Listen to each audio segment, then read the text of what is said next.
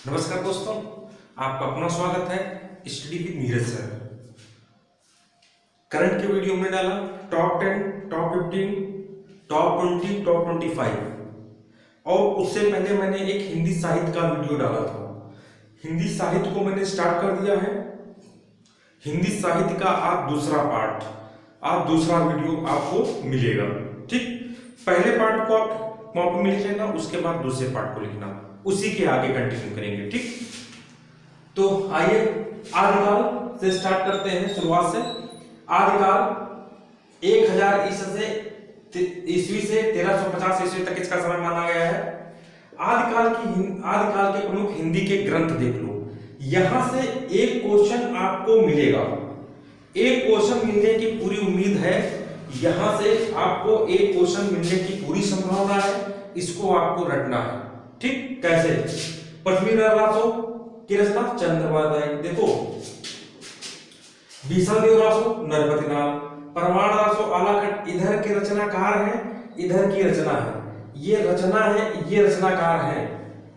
ये रचना पृथ्वीराज रासो चंद्रवादाई, भीषणदेव रासो नरपतिनाल, परमाण रासो या आलाखंड जिसे हम बोलते हैं जगनिक, कुमार रासो दलपत विजय, विजयपाल रासो नल सिंह, हमीर रासो सारंगधर, जय चंद्र प्रकाश भट्ट केदार, जय वेंकट जस चंद्रिका मधुकर कवि, पवनचरु स्वयंभू, कीर्तिलता विद्यापति, कीर्ति पताका विद्यापति, संदेश रासक अब्दुल रहमान।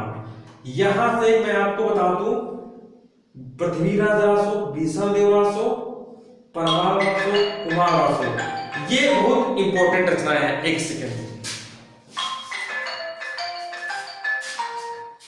ठीक, ये बहुत ही इंपॉर्टेंट रचनाएं हैं, इनको आपको जो है याद करना है। ठीक है, एक सेकेंड। तो जो है इसके बाद इनको एक जगह आपको लिखना है, ठीक, और याद करना है। यहां से एक क्वेश्चन मिलने की पूरी संभावना है। आगे बढ़ते हैं। आदिकाल के से संबंधित कुछ इधर फैक्ट लिखे हैं हमने। आदिकाल से संबंधित कुछ फैक्ट ये देख लीजिए। वीर गाथा काल अथवा हिंदी के प्रथम कवि चंद्रप्रदायी, चंद्रप्रदायी वीर गाथा काल अथवा हिंदी के प्रथम कवि चंद्रप्रदायी हैं, ध्यान रखना। खड़ी बोली हिंदी के पहले कवि अमीर खुसरो माने जाते हैं। भीषणदेव रासो श्रृंगार रस की प्रधानता है। भीषणदेव रासो, जितने रासो हैं उनमें सब में श्रृंगार रस की प्रधानता है। ठीक, विद्यापति ने पदावली की रचना मैथिली भाषा में की है। डॉक्टर नागेंद्र के अनुसार हिंदी की पहली कृति श्रावकाचार है, देवसेन द्वारा कृति है। श्रावकाचार किसने लिखी है? देवसेन ने लिखी है। रासो काव्य में वीर रस एवं श्रृंगार रस की प्रधानता है। जितने रासो हैं, जय चंद्र प्रकाश जय, ये सब में श्रृंगार रस की प्रधानता है और वीर रस की प्रधानता है। ठीक है। रासो शब्द की उत्पत्ति आचार्य हजारी प्रसाद द्विवेदी ने रासक शब्द से मानते हैं। रासो शब्द की उत्पत्ति आचार्य हजारी प्रसाद द्विवेदी रासक शब्द से मानते हैं। डॉक्टर गणपति चंद्र गुप्त, ये एक लेखक है, गणपति चंद्र गुप्त लेखक हैं। दूसरे लेखक हैं मुनिसाल भद्र सूर्य, इनकी रचना है भारतेश्वर बाहुबली रास को हिंदी की पहली रचना मानते हैं। गणपत चंद्र मिश्र जो चंद्रगुप्त हैं, ये भारतेश्वर बाहुबली रास को हिंदी की पहली रचना मानते हैं। पृथ्वीराज रासो हिंदी की प्रथम श्रेष्ठ महाकाव्य है। पृथ्वीराज रासो हिंदी का प्रथम श्रेष्ठ महाकाव्य है। पृथ्वीराज रासो में भारतीय समाज विशेषकर सामंती जीवन का चित्रण मिलता है। आदिकाल के कवियों में विद्यापति का सर्वोच्च स्थान माना जाता है। आदिकाल की रचनाओं में युद्धों का बड़ा सजीव वर्णन, आदिकाल की रचनाओं की जो विशेषता है उस विशेषताओं में आएगा युद्धों का बड़ा सजीव वर्णन और प्रशंसामूलक शब्द यूज किए गए हैं। ठीक, इसके बाद देखो भक्तिकाल। आदिकाल के बाद भक्तिकाल आता है। भक्तिकाल का समय 1350 ईस्वी से 1650 ईस्वी तक माना गया है। भक्तिकाल को दो भागों में बांटा गया है, निर्गुण भक्तधारा और सगुण भक्तधारा। भक्तिकाल को दो भागों में निर्गुण भक्तधारा, सगुण भक्तधारा। अब निर्गुण भक्तधारा को दो भागों में संत का विधारा, सूफी का विधारा। सगुण धारा को दो भागों में, राम काव्य और कृष्ण काव्य धारा।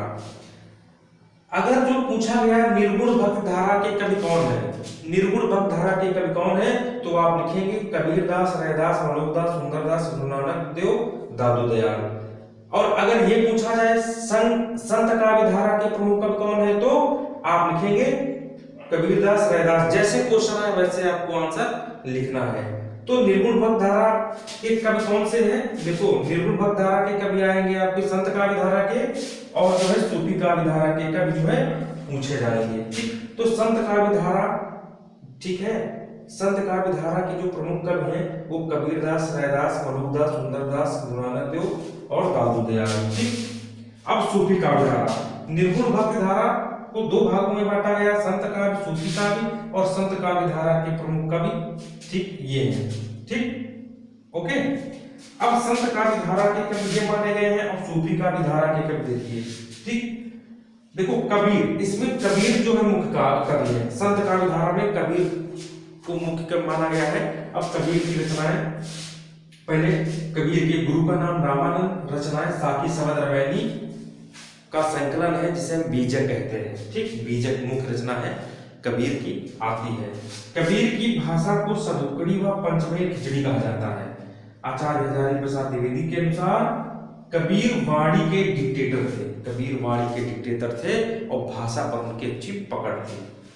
सूफी कवि एवं उनकी रचनाएं, संत कवि हो गया है, अब सूफी कवि उनकी रचनाएं देख लो। नंबर 1 मलिक मोहम्मद जैसी की पद्मावत, उस्मान की चित्रावली, नूर मोहम्मद की इंद्रावती अनुराग बांसुरी, इंद्रावती अनुराग बांसुरी, कासिम शाह हंस जवाहिर, मुल्ला दाऊद चंदायन, कुतुबुन मृगावती, मंझन मधुमालती, दोनों मोस्ट इंपोर्टेंट है, आने की संभावना बहुत ही ज्यादा है। ये इसका दूसरा पार्ट था। नेक्स्ट अब इसका तीसरा पार्ट बचेगा। ठीक है, नेक्स्ट इसका तीसरा पार्ट मैं आपको प्रोवाइड करूंगा। जिसको नोट्स लेना है मैं बता चुका हूं, समय कम है। जो लोग, बहुत सारे लोग जॉब करते होंगे, प्राइवेट जॉब करते होंगे, गवर्नमेंट जॉब करते होंगे, ठीक है, उनको समय जो नहीं मिल पाता है, लोगों ने कहा सर एक नोट्स बनाइए, तब जाके मैंने ये नोट्स तैयार किया। जिनको समय नहीं मिल पाता है, जो बेचारे काम करते हैं, उनके लिए मैं एक नोट्स बना के तैयार किया हूँ। ठीक है, जिसकी कीमत 1000 रुपया है। ठीक, आप चाहें तो इसे जो है ले सकते हैं।